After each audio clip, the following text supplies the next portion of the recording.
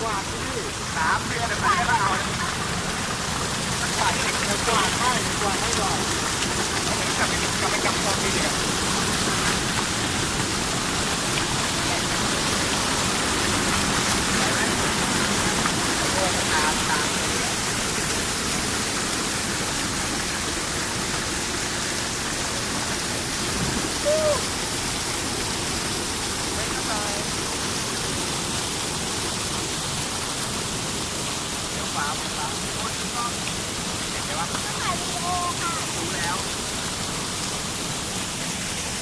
ให้ดูธรรมชาติครับดูเท่าไหร่